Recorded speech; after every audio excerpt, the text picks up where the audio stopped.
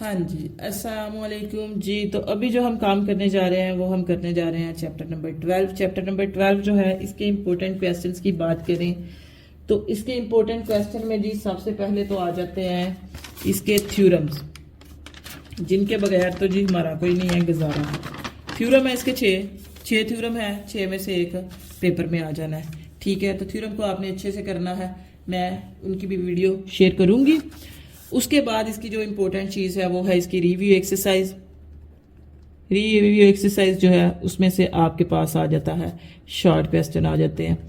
तो इसकी review exercise में क्वेश्चन नंबर 2 से लेके 6 तक सारे के सारे क्वेश्चन जो है वो बहुत इंपॉर्टेंट है।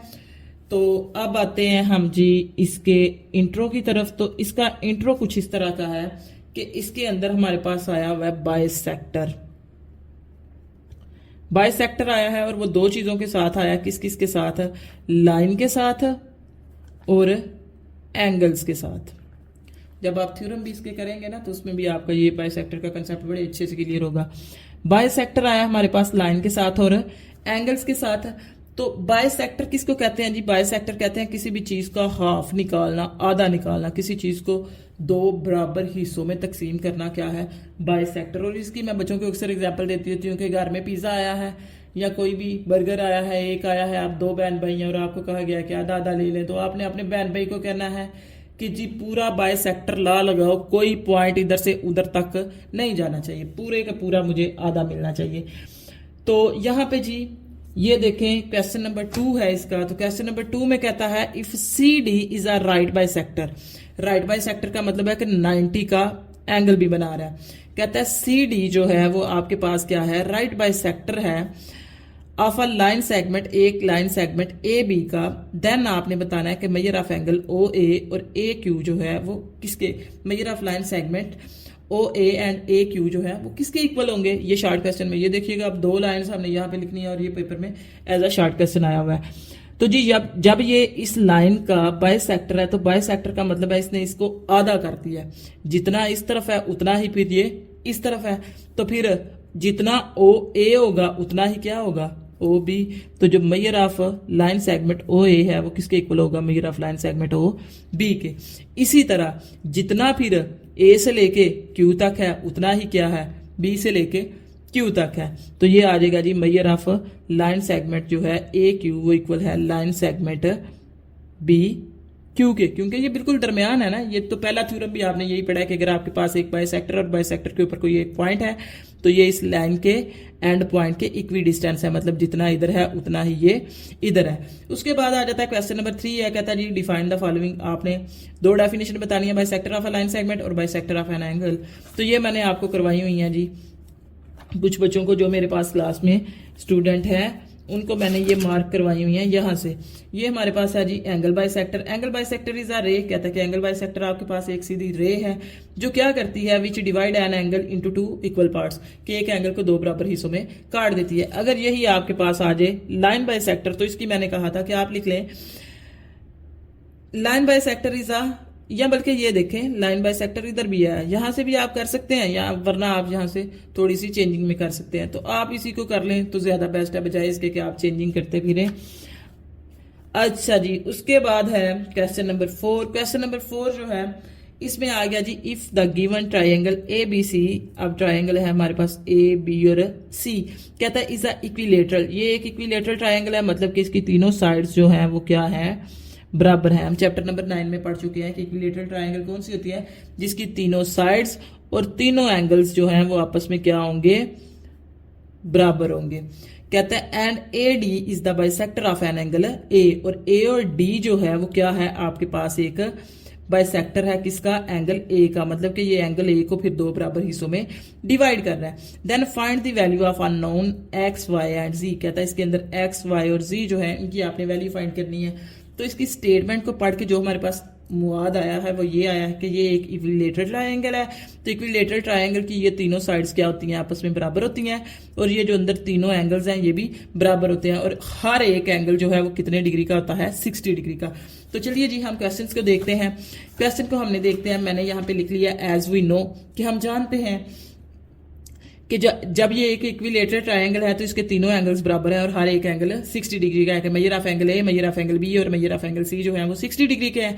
इससे ये है कि मेजर ऑफ एंगल ए जो है वो भी 60 का है, मेजर ऑफ एंगल बी जो है वो भी 60 का है, मेजर ऑफ एंगल सी जो है वो भी 60 का है। फिर हमने फिगर को लेके चलना है। फिगर को लेके क्यों चलना है? क्योंकि हमें एक्स वाई जी की वैल्यू फाइंड करनी है।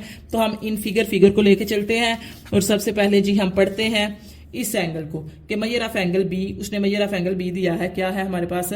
जी है।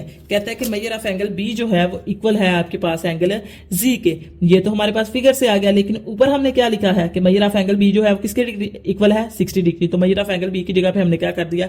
60 लिख दिया और जी हमारे पास क्या आ गया फिर?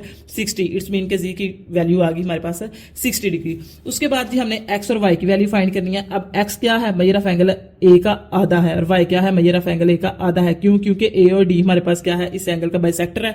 तो बाइसेक्टर क्या होता है? जो इस चीज को दो बराबर हिस्सों में काटता है।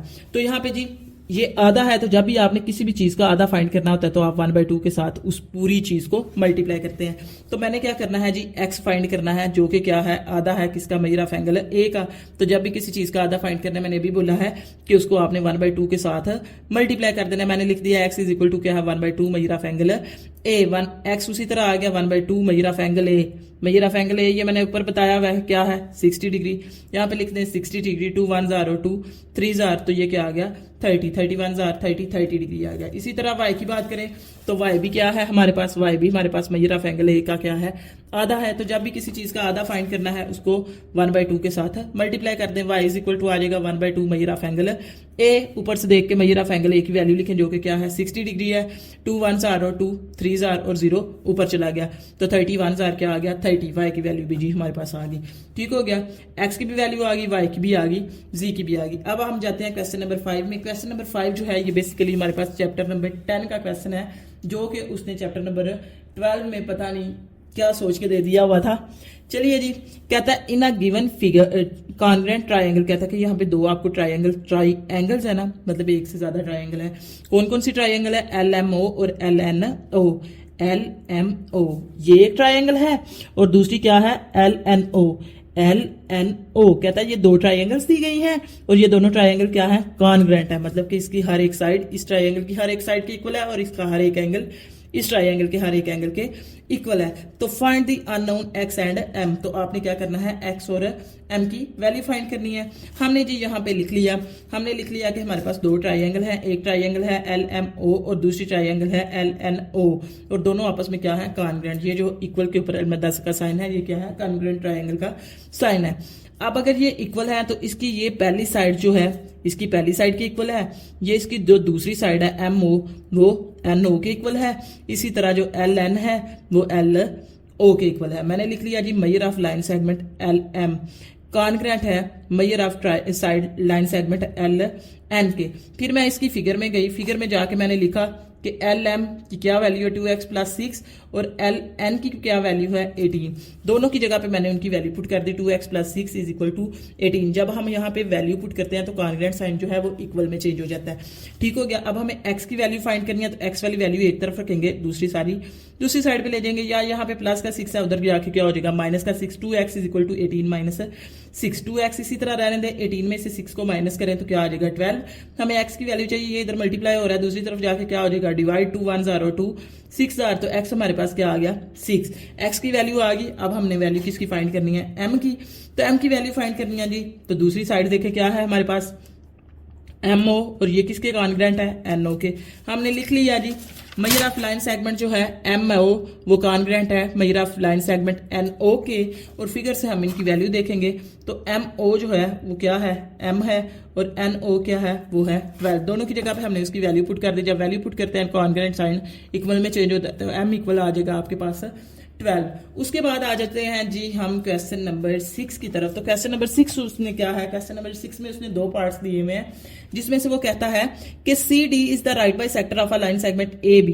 कि CD जो है वो आपके पास क्या है? एक बाइसेक्टर है किसका? लाइन सेगमेंट AB का।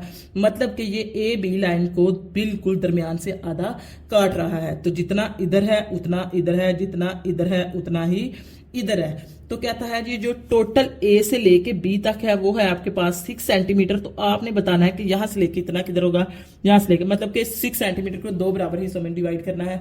तो 6 को आप 2 हिस्सों में डिवाइड करें तो वो क्या आएगा, आपके पास 3 आएगा। लेकिन ये मैथ है, वो 3 आपने किस तरह लाया वही चीज आपने बतानी है। कहता है इफ ए बी 6 सेंटीमीटर है तो देन आप बताएं ए से लेके एल कितना है और एल से लेके बी कितना है। ए एल क्या है, ए बी का आधा है, या एल बी क्या है, ए बी का आधा है।